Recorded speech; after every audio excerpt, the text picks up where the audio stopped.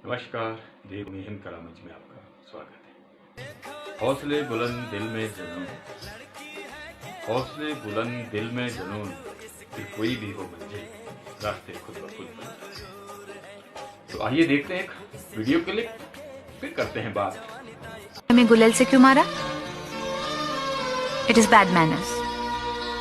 अगली बार किसी और लड़की को मारने से पहले 2 बार सोचिएगा। किसी और के बारे में सोचने की फुर्सत किसे है?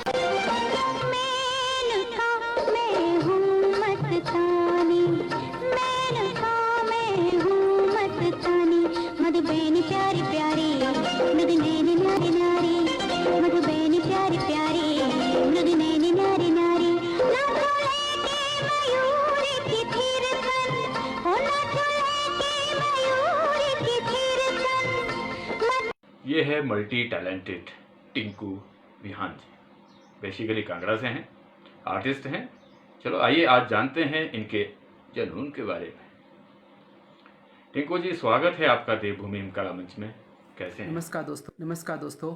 हम हैं आपके अपने टिंकू विहान, डांसर, एक्टर और परफॉर्मर। हम धन्यवाद करना चाहेंगे देवभूमि हिंद कला मंच शिमला, देव सर जी का, जो आज मेरे प्यारे फैन के सामने मुझे रूबरू करवा रहे हैं। मेरा आपसे सबसे पहला सवाल, सुनने में आया अभी हाल ही में आपने एक फिल्म में काम किया, उस फिल्म के बारे में कुछ बताना चाहेंगे अपने दर्शकों को? जी सर, बिल्कुल। अभी हाल ही में मुझे हिमाचल के बहुत बड़े स्तर की मूवी जो ऑफ़र हुई है, जिसमें मैंने बतौर आइटम गर्ल बन के आइटम डांस किया है, और जिसकी शूटिंग अभी थोड़े ही टाइम में हुई है। और इस मूवी का नाम रिश्ते दिल से है, जो कि नज़दीकी सिनेमा घरों में चलेगी। और इस मूवी की जो स्टोरी है, उसमें हम पुलिस वाले हैं, और हमें जो नशा तस्कर, जो गुंडे हैं, उनके अड्डे पे रेड डालनी होती है। तो हमें अपना रूप बदल के जाना पड़ता है। तो इसीलिए मुझे आइटम गर्ल बन के वहाँ उनके सामने डांस करके उनको पकड़ना था। तो ये इस फिल्म में स्टोरी है, जिसमें हम शामिल हैं। टिंकू जी, हमारा दूसरा सवाल आपसे ये, एक्टिंग की फील्ड में आपको कितना जी समय हो बिल्कुल गया? सर। मुझे इस फील्ड में काम करते 15-16 साल हो गए, और इन 15-16 सालों में मुझे बहुत कुछ सीखने को मिला और बहुत कुछ दिक्कतें आई मेरी लड़की बनकर एक्टिंग करने के पीछे की वजह क्या है टिंकू जी? हमारे दर्शक जानना लाइफ चाहते हैं। में। और सबसे पहले जो मेरी शुरुआत थी मेरे घर से हुई। जो मेरे ताई जी की लड़की हैं, दीदी मेरे, जो सिंधु डोगरा जी। तो वो जब हम छोटे थे तो हम खेलते थे, तो उसमें वो हमें डांस करवाते थे। और डांस में जो बच्चे इकट्ठे करते थे, फिर वो हार जीत का फैसला करते थे, तो उसमें वो मुझे लड़की बनाते थे। और वही अनुभव आगे चल के स्कूल में होने लगा। स्कूल में टीचर डांस करवाने लगे मुझसे, तो उनको अच्छा लगने लगा। फिर इसके बाद मुझे मेरे गांव की रामलीला से मैंने शुरुआत की। गांव की रामलीला से मैंने बाहर अपने जागरण करना शुरू किए। फिर साथ साथ में बाहर रामलीलाएँ जो स्टार्ट की मैंने, तो उससे मुझे काफ़ी फेम मिला। ज़्यादा फेम मुझे पंजाब केसरी मीडिया की तरफ से मिला, जिन्होंने मुझे बहुत सपोर्ट किया, आप सभी लोगों की नज़रों तक पहुंचाया, रूबरू करवाया। तो आज इस दौर में थोड़ा आप लोगों की वजह से थोड़ा फेमस हूँ। तो मुझे बहुत खुशी होती है कि आप जैसे लोग मेरा साथ देते हैं। और जो भी मैंने ये इस फील्ड मतलब परे हट के काम किया, एक लड़का लड़की बन के डांस करता है, तो आप सभी को पता है कि कितना मुश्किलों का सामना करना पड़ता है और कितनी दिक्कतें आती हैं। तो ये सब मैंने बहुत झेला है, बहुत ज़्यादा। टिंकू जी, एक चुलबुला सा सवाल है आपसे, क्या कभी ऐसा हुआ कि आप गेटअप में बैठे हैं लड़की के और भीड़ में बैठे हैं या पंडाल में बैठे हैं, कोई लड़का या लड़की आपके पास आए जिनको ये पता ही नहीं चला कि आप लड़की हैं या लड़का? ऐसा कोई खूबसूरत हादसा आपके साथ पेश आया, और अगर हुआ तो क्या हुआ?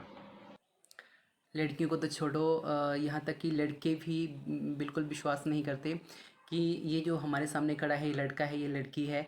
ये जो हमारे सामने एक्ट कर रहा है, ये लड़का है या लड़की है।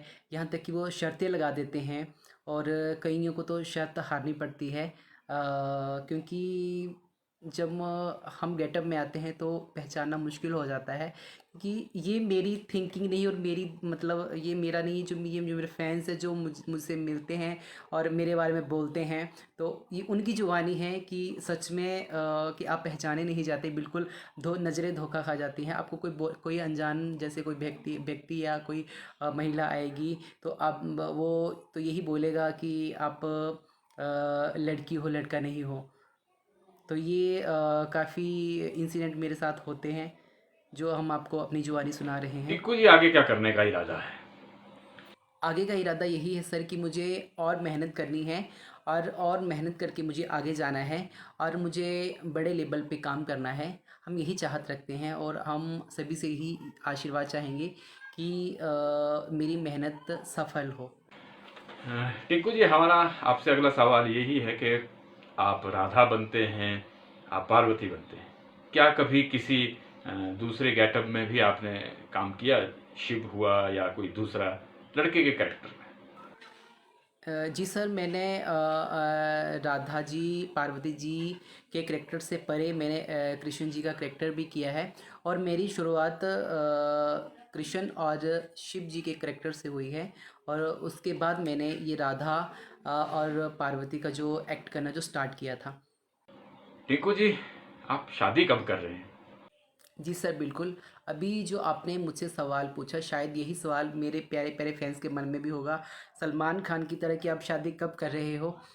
तो आज हम आपको बता दें कि मेरी शादी 2 मई को थी, जो कि लॉकडाउन की वजह से उसकी डेट आगे करनी पड़ी। और मैं आपको ये भी बता दूं कि मेरी अरेंज मैरिज है, मेरी लव मैरिज नहीं है। और जब मेरा रिश्ता लगा था तो मेरे जो मंगेतर हैं उनको मेरे बारे में नहीं पता था, और उनको मेरे एक्ट के बारे में नहीं पता था। जब उनको बताया गया तो उन्होंने यूट्यूब में सारी मेरी वीडियो देखी, फिर दूसरे दिन ये रिश्ता स्वीकार किया। और उनको मेरे दोनों गेटअप पसंद हैं, जेंट्स का भी और लेडीज़ का भी।